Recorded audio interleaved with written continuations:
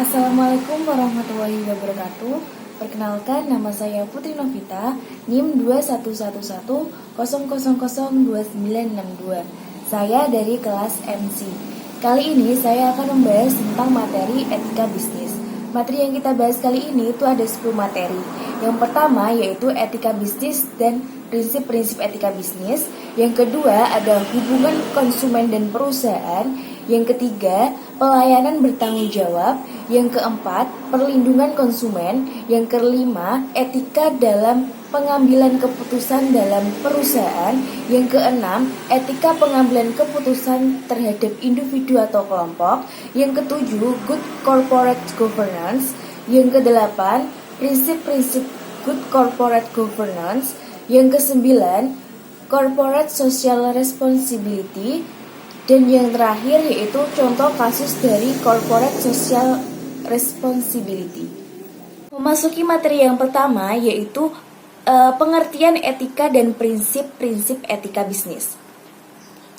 Sebelum memasuki prinsip-prinsip dalam etika bisnis, kita harus mengetahui apa itu etika bisnis. Etika bisnis menurut Muslih 2004 adalah sebagai pengetahuan tentang tata cara ideal, pengetahuan dan pengelolaan bisnis yang memperhatikan norma dan moralitas yang berlaku secara universal dan secara ekonomi atau sosial.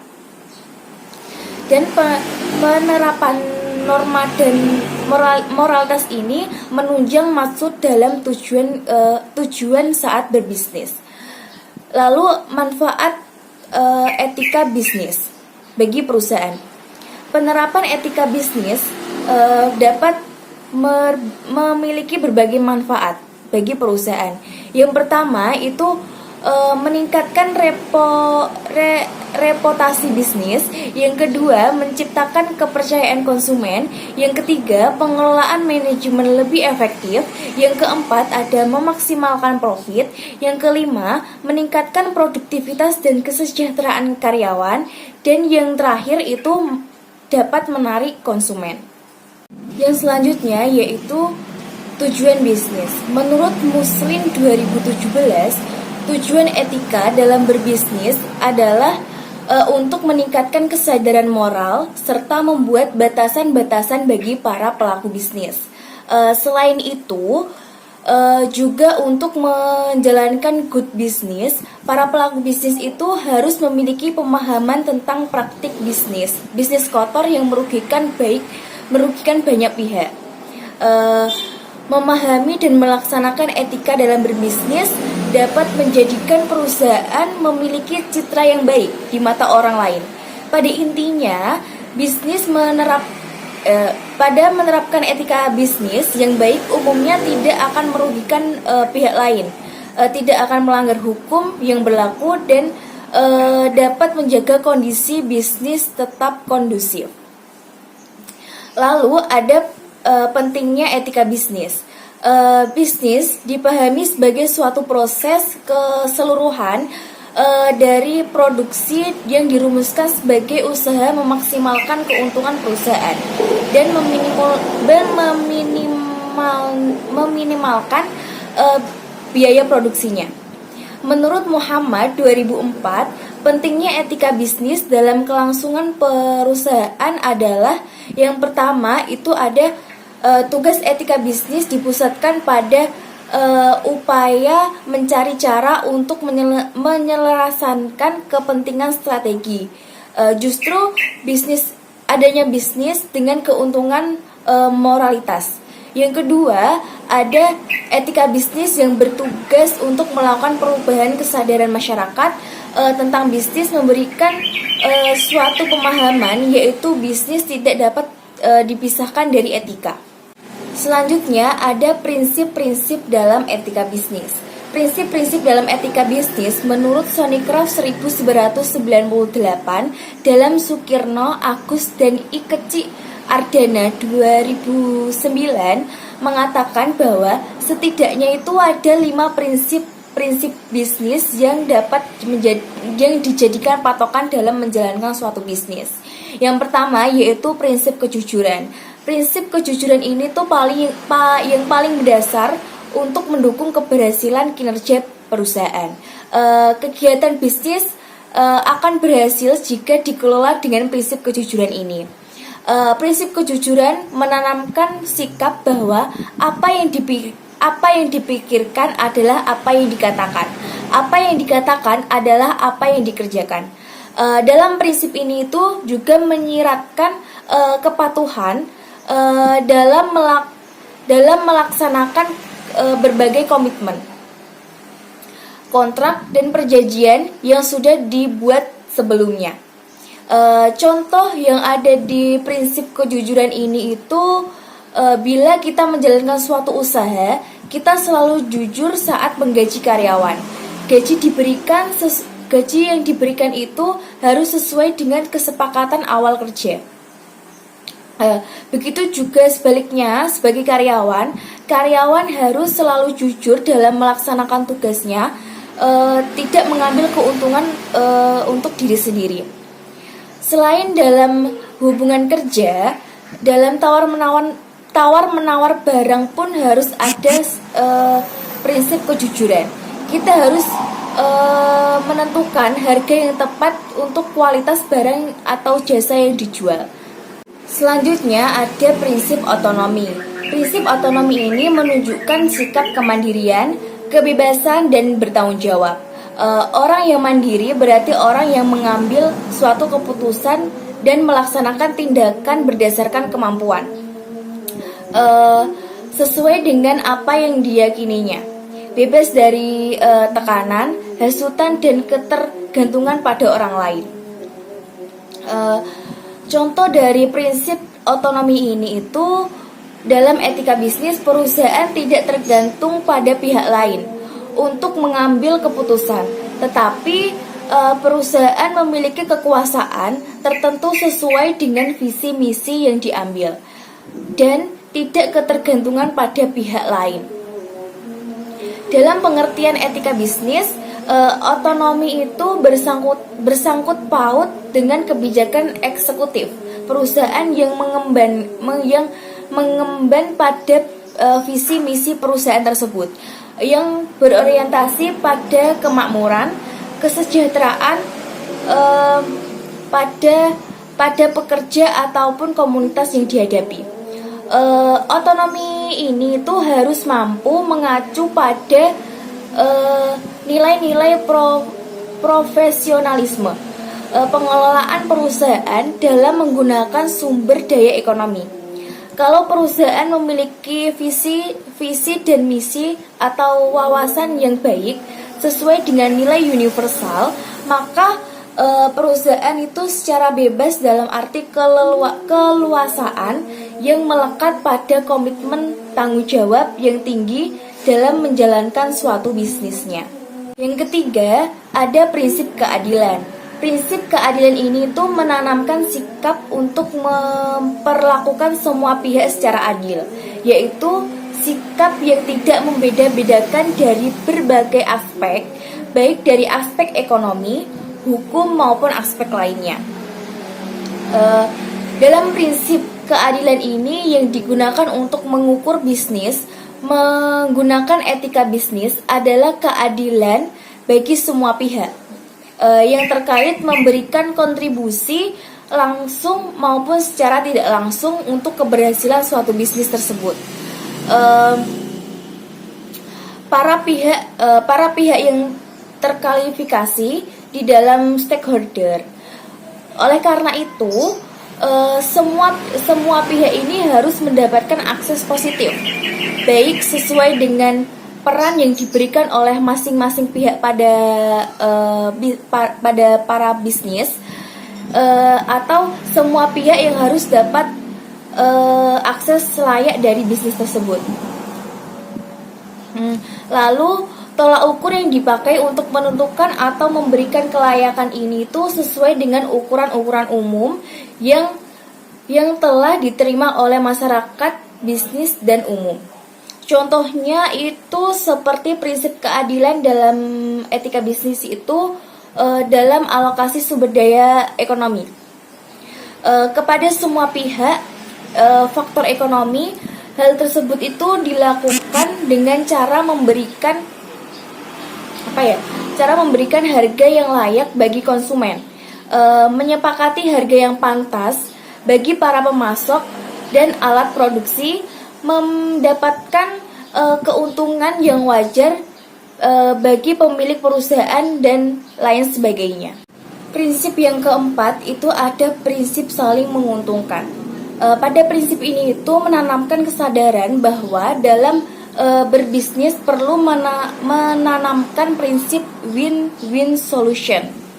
Artinya dalam setiap keputusan dan tindakan bisnis harus diusahakan agar semua pihak merasa diuntungkan. Kegiatan usaha yang dilakukan itu harus menguntungkan semua pihak yang terlibat.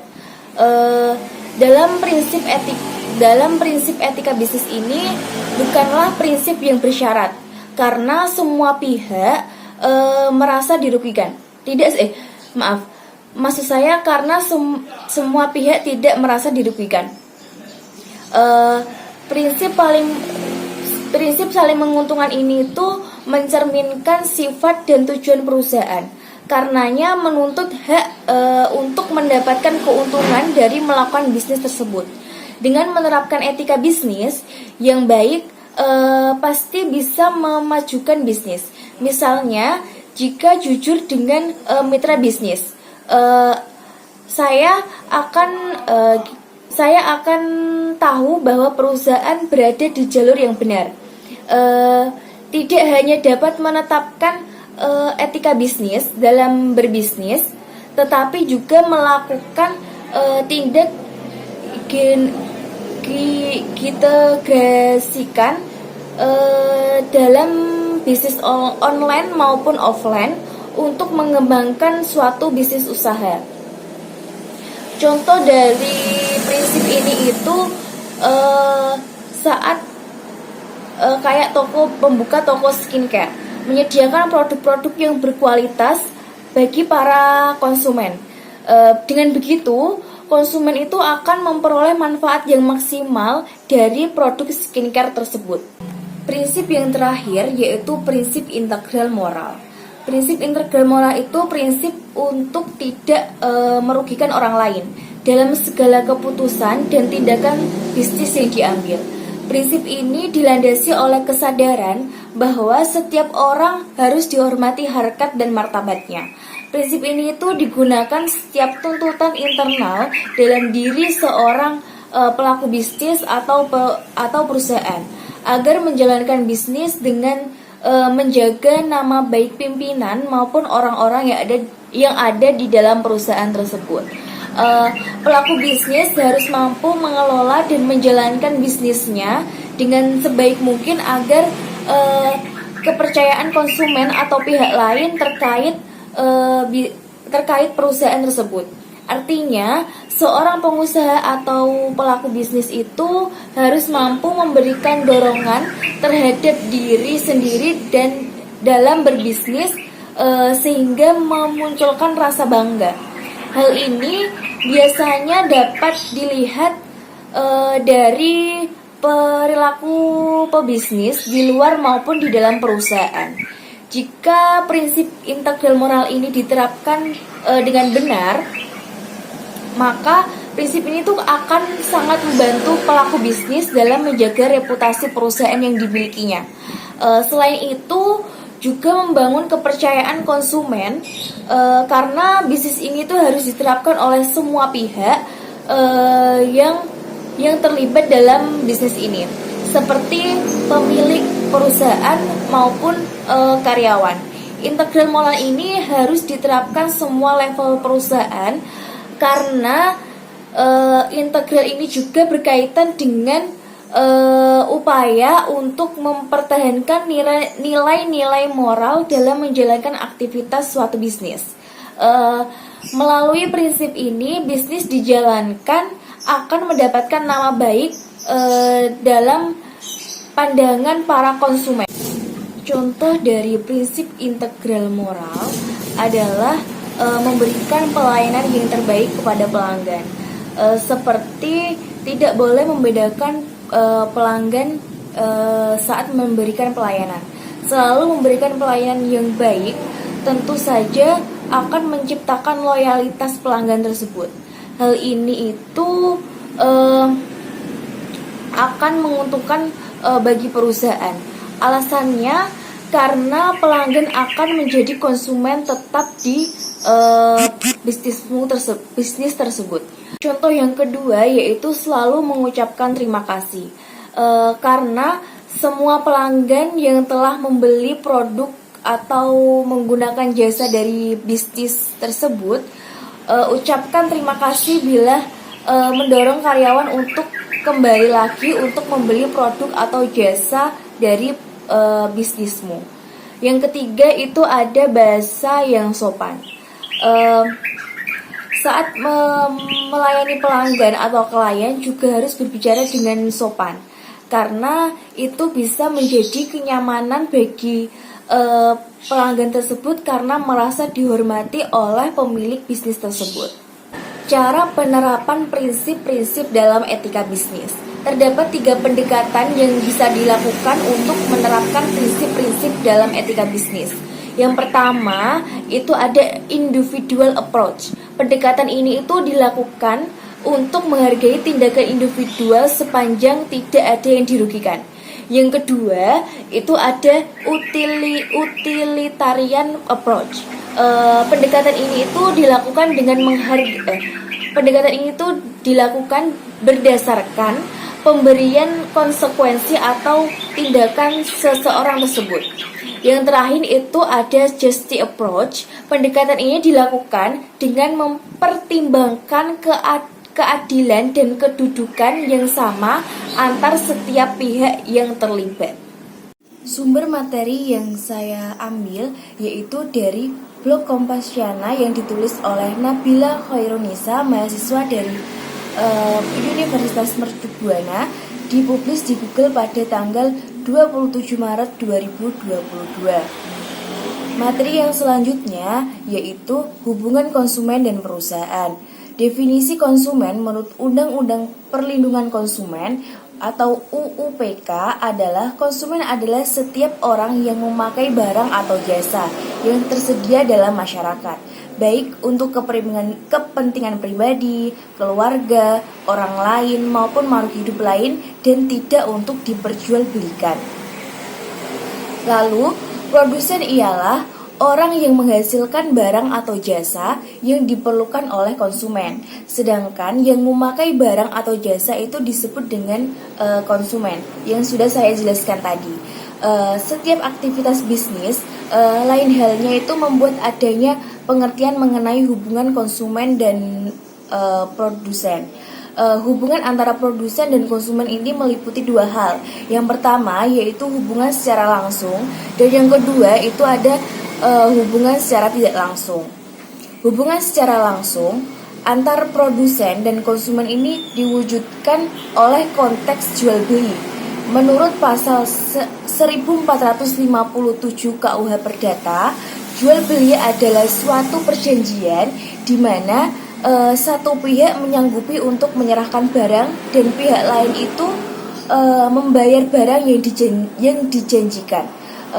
Unsur-unsur yang dihasilkan pada pemahaman ini itu ada perjanjian, penjual dan pembeli, harga dan barang. Lalu hubungan yang kedua yaitu hubungan secara tidak langsung. Pada awalnya transaksi terjadi itu secara langsung antar produsen dan konsumen.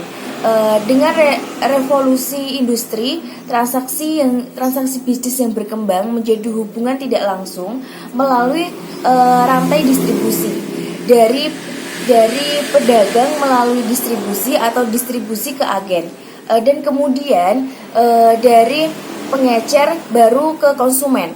Dalam konteks ini itu tidak ada hubungan kontraktual atau kesepakatan antar produsen dan konsumen. Dan materi yang ketiga itu ada pelayanan konsumen yang bertanggung jawab. Dalam menyediakan sebuah produk, produsen itu mempunyai sebuah kepentingan untuk memberikan jaminan dan tanggung jawab kepada konsumennya. karena tanggung jawab ini itu dari layanan pelanggan adalah tanggung jawab bisnis untuk memberikan dukungan dan layanan yang berkualitas kepada pelanggannya,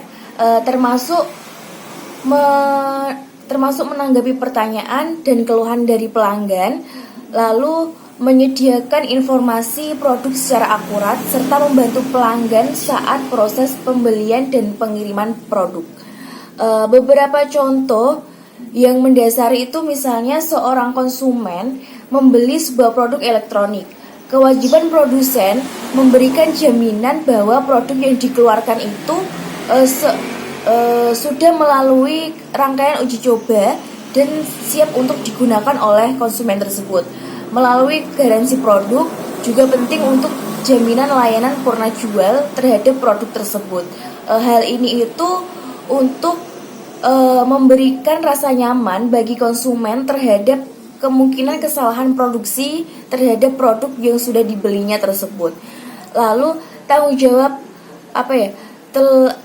pelaku usaha tersebut itu bagian dari kewajiban yang mengikat kegiatan mereka itu dalam usaha, yang disebut dengan istilah produk liability atau tanggung jawab produk. Materi yang selanjutnya yaitu ada perlindungan terhadap konsumen.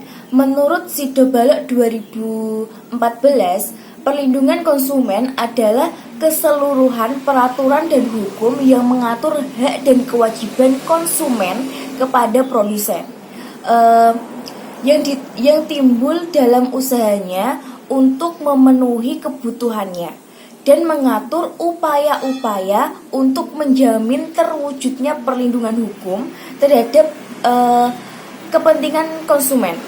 Tujuan dari perlindungan konsumen ini adalah untuk memberi perlindungan kepada konsumen agar terhindar dari hal-hal yang dapat menimbulkan kerugian dalam menggunakan barang atau manfaat jasa tersebut. Namun pada kenyataannya banyak kelalaian yang dilakukan oleh pelaku usaha dalam menjalankan usahanya yang menyebabkan kerugian bagi konsumennya tersebut. Perlindungan konsumen ini itu sesungguhnya identik dengan perlindungan yang diberikan hukum terhadap hak-hak konsumen. Secara umum dikenal ada empat hak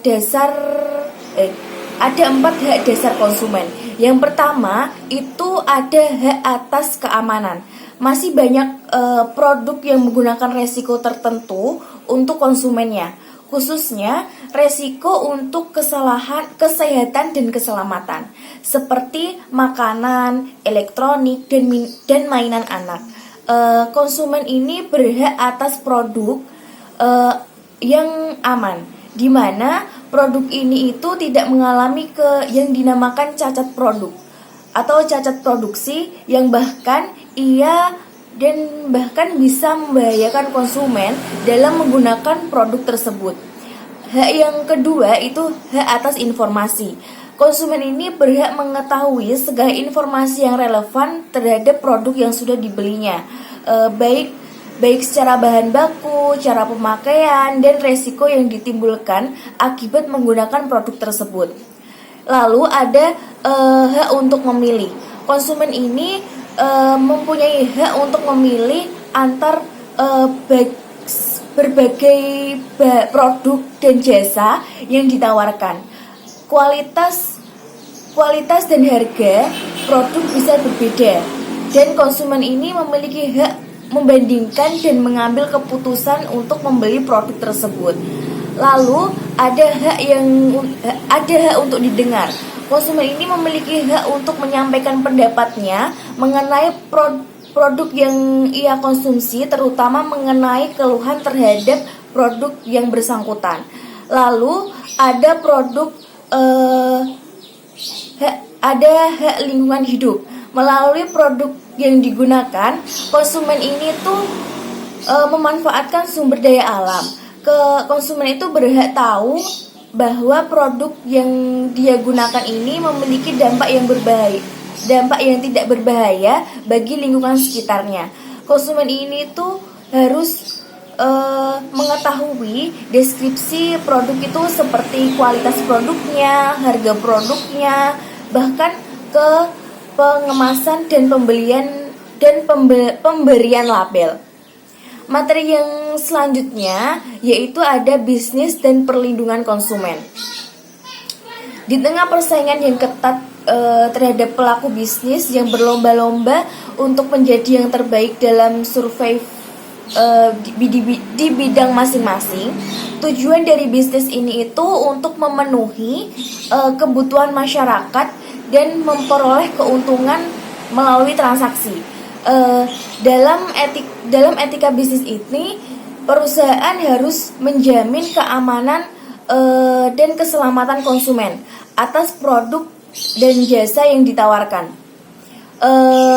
Biasanya disebut dengan perlindungan konsumen, di mana bisnis dan perlindungan konsumen ini sangat berkaitan. Perlindungan konsumen ini berasaskan manfaat, keadilan, keseimbangan, keamanan, dan keselamatan konsumen, serta kepastian hukum.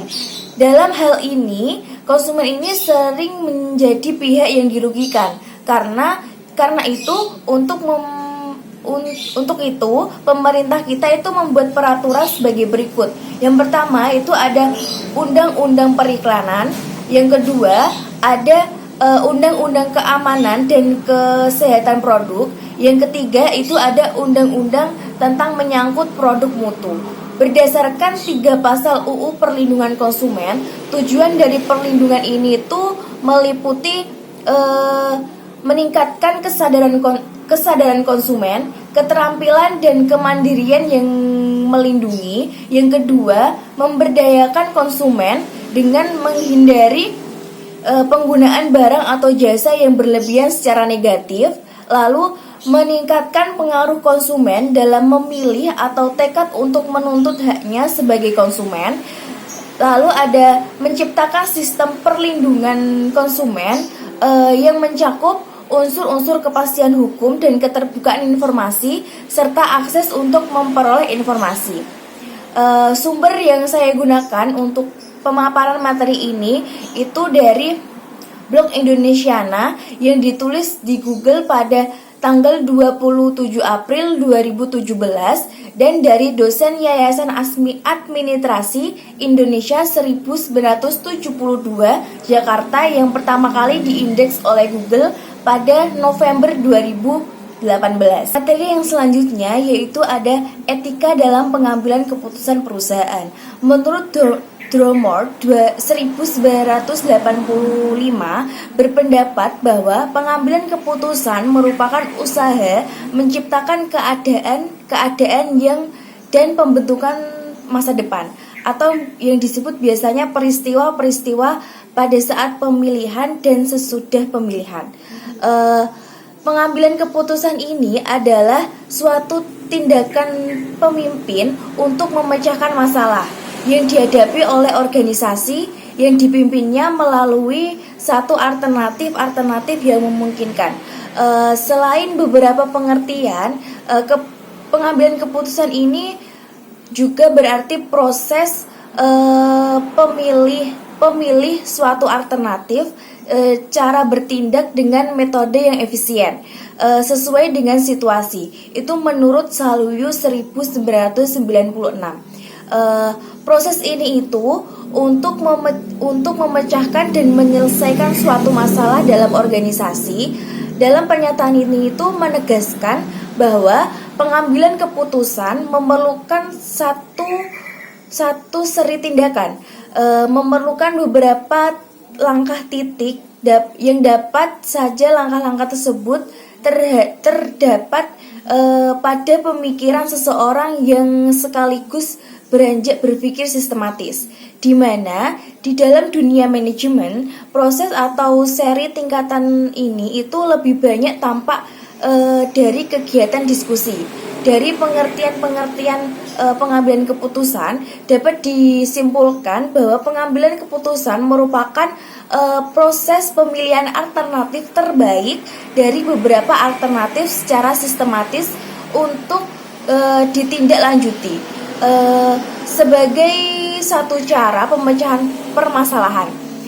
Persoalan pengambilan keputusan pada dasarnya adalah bentuk pemilihan dari berbagai alternatif tindakan yang memungkinkan, yang mungkin dipilih oleh prosesnya melalui mekanisme tertentu dengan harapan akan menghasilkan sebuah keputusan yang terbaik. Itu menurut Wahab 2008. Mengapa sih penting pengambilan keputusan dalam perusahaan? Karena manajemen perusahaan itu sederhananya adalah sekumpulan proses pengambilan keputusan. Seorang pemimpin yang bertanggung jawab mengambil keputusan dan memastikan bahwa keputusan yang telah dibuat ini itu adalah keputusan yang terbaik dan sesuai dengan tujuan perusahaan atau goal dari perusahaan tersebut.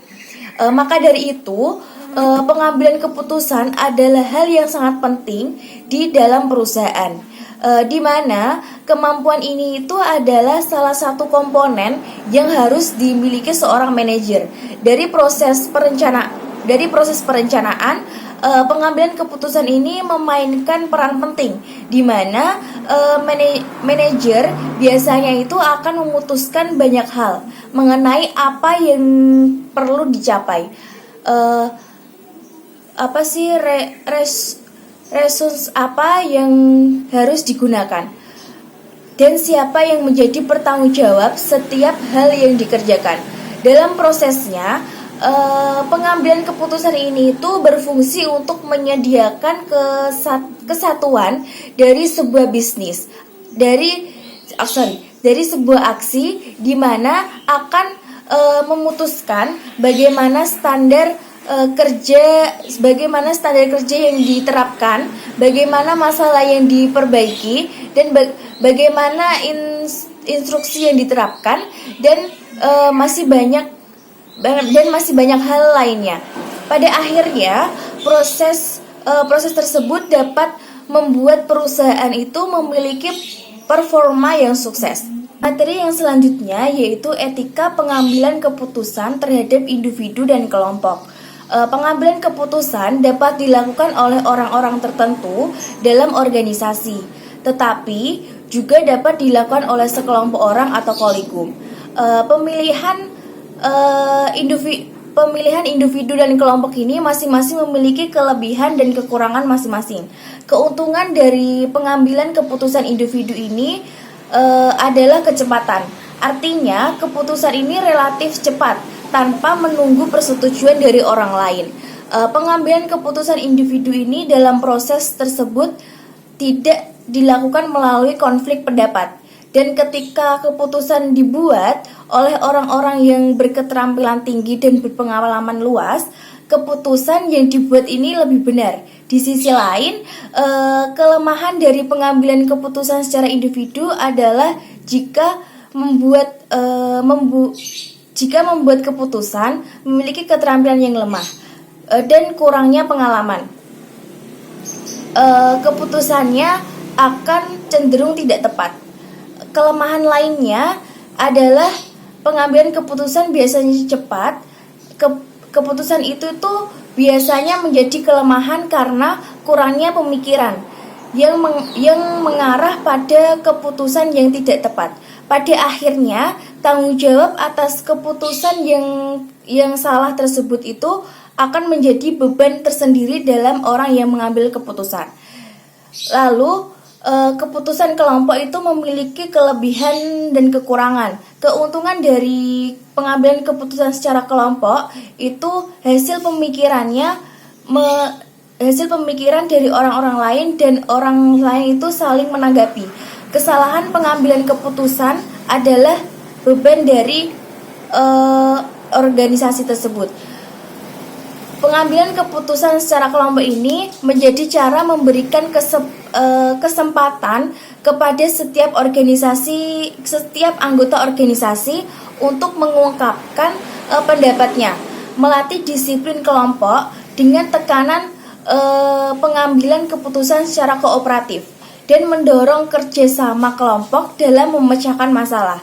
Namun, sisi negatif atau kelemahannya itu kemungkinan pendapat itu bertentangan yang mengarah ke waktu keputusan yang lebih lama dan kemampuan untuk mengalihkan tanggung jawab jika ada kesalahan.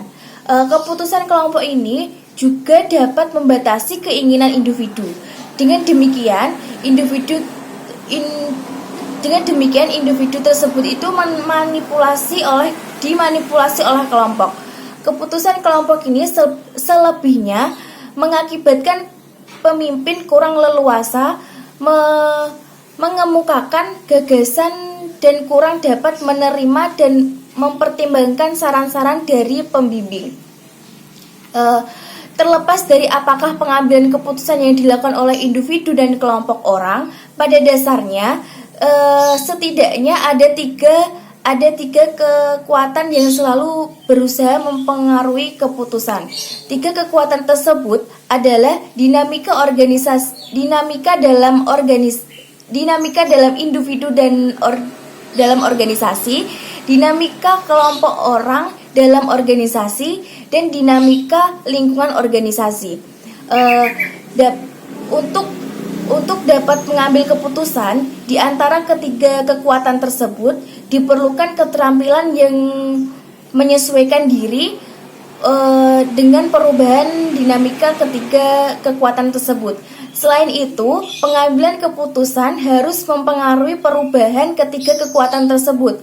Hal itu bertujuan berkebijakan, aktivitas, dan sumber daya yang digunakan. Selain itu, perhatian juga harus diberikan kepada lingkungan secara organisasi, dan lingkungan itu berada dalam hubungan saling mempengaruhi. Oleh karena itu, tindakan atau keputusan organisasi harus memperhatikan lingkungannya. Namun, keputusan tersebut merupakan awal dari mata rantai rangkaian tindakan selanjutnya. Sumber yang saya gunakan dalam materi ini itu dari Jurnal Ilmiah Akuntansi dan Bisnis tentang faktor dalam pengambilan keputusan etis oleh konsultan pajak individual dan situasional yang ditulis oleh Nimade Ayu Dwi Lentari, Kadek Trisna Dwiyanti 2018, dan blog talenta.co yang ditulis oleh Jordi Franhensha yang dipublis di Google pada tanggal 16 Januari 2023. Materi yang selanjutnya yaitu Good Corporate Governance. Menurut Komite Cadbury, Jagger, dan Denny 2005 mendefinisikan Good Corporate Governance sebagai suatu sistem yang mengarahkan dan mengendalikan perusahaan dengan tujuan mencapai keseimbangan antara perusahaan dengan stakeholder. Hal ini berkaitan dengan peraturan kewenangan pemilik, direktur, manajemen, pemegang saham, dan sebagainya. Corporate governance didefinisikan sebagai hubungan partisipan dalam menentukan arah dan kinerja. Good corporate governance ini tuh berkaitan dengan pengambilan keputusan yang efektif dan efisien melalui kultur organisasi, nilai-nilai, sistem, berbagai proses, kebijakan, dan struktur organisasi yang bertujuan untuk mencapai bisnis yang menguntungkan, efisien, dan efektif dalam mengelola resiko dan bertanggung jawab dalam memperhatikan kepentingan stakeholder. Itu menurut Corpus 2006. Corporate governance yang efektif itu mampu menyelaraskan kepentingan manajer dengan pemegang saham sehingga dapat menghasilkan keuntungan yang kompetitif bagi perusahaan.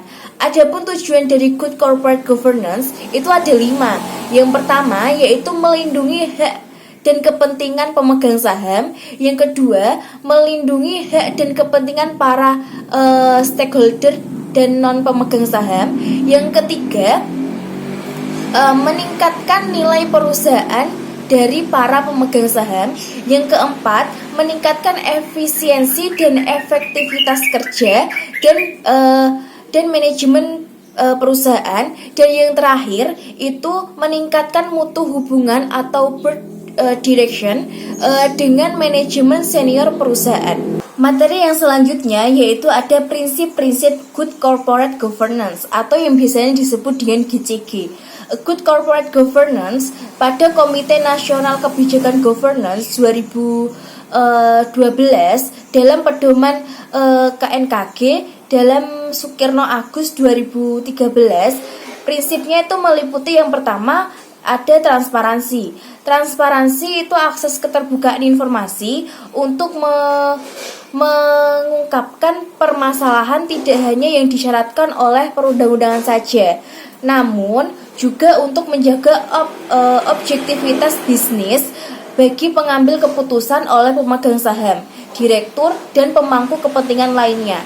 Lalu prinsip yang kedua itu ada akuntabilitas. Pertanggungjawaban itu sangat penting ditekankan dalam kinerjanya secara transparan dan wajar. Maka pengelolaan harus dikelola secara benar, teratur, dan sesuai dengan kepentingan perusahaan dengan tetap memperhitungkan kepentingan pemegang saham dan pemangku kepentingan lainnya. Prinsip yang ketiga itu ada responsibility, keberlangsungan operasional perusahaan dikarenakan salah satunya komitmen perusahaan yang bersih teguh pada kehati-hatian dan taat peraturan, kebijakan perusahaan dan perundang-undangan yang berlaku. Prinsip yang keempat itu ada independensi, ketidaktergantungan dan kemandirian menjadi pilihan penggunaan perusahaan sehingga tiap-tiap organ perusahaan itu tidak beradu dominasi dan tidak pula berinterferensi pada pihak lain. Dan prinsip yang terakhir itu ada kewajaran dan kesetaraan. Tiap-tiap kepentingan dalam perusahaan itu didasarkan atas sikap wajar dan setara. Apabila kepentingan tersebut di luar tanggungan atau kegiatan, maka lebih baik tidak dinomorsatukan. Selain itu, perusahaan harus memperhatikan kepentingan pemegang saham dan pemangku bisnis lainnya. Sumber yang saya gunakan pada materi ini itu repositori Unpas tentang prinsip Good Corporate Governance atau GCG, Jurnal Manajemen Bisnis Sriwijaya Volume 4 nomor 8 Desember 2006 tentang regulatory freedom dalam implikasi prinsip-prinsip Good Corporate Governance pada perusahaan di Indonesia. Lalu Jurnal Ekonomi dan Manajemen yang berjudul Urgensi Penerapan GCG pada Perusahaan Asuransi di Indonesia dan ditulis oleh Julian Hasibuan, Hasib Matwar, dan Muhammad Arif Haikal Lubis dan Hadi Mubarak. Materi yang ke-9 itu ada Corporate Social Responsibility atau biasanya disebut dengan CSR. Menurut Toto Mardikanto 2018, Corporate Social Responsibility ini adalah sebuah konsep di mana perusahaan itu mengintegrasikan kepedulian sosial dan lingkungan dalam operasi bisnis dan di dalam interaksi dengan para pemangku kepentingan secara sukarela yang mengarah pada keberhasilan bisnis yang berkelanjutan. Lalu menurut Rosidah 2018, Corporate Social Responsibility atau yang disebut dengan tanggung jawab sosial adalah konsep bahwa organisasi Khususnya perusahaan adalah memiliki berbagai bentuk tanggung jawab terhadap seluruh pemangku kepentingannya, yang diantaranya adalah konsumen, karyawan, pemegang saham, komunitas, dan lingkungan dalam segala aspek operasional perusahaan yang mencakup aspek ekonomi, sosial, dan lingkungan. Dapat disimpulkan bahwa Corporate Social Responsibility atau CSR atau tanggung jawab sosial adalah suatu tindakan yang dilakukan oleh perusahaan sebagai rasa tanggung jawab perusahaan terhadap dampak yang ditimbulkan oleh operasional perusahaan terhadap sosial maupun lingkungan sekitar di mana perusahaan itu berada. Lalu manfaat dari Corporate Social Responsibility ini yang pertama yaitu membangun dan menjaga reputasi perusahaan. Yang kedua, meningkatkan citra perusahaan. Yang ketiga,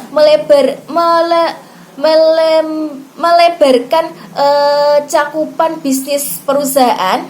Yang keempat, itu ada mempertahankan posisi merek perusahaan, lalu mempertahankan sumber daya manusia yang berkualitas, kemudian memudahkan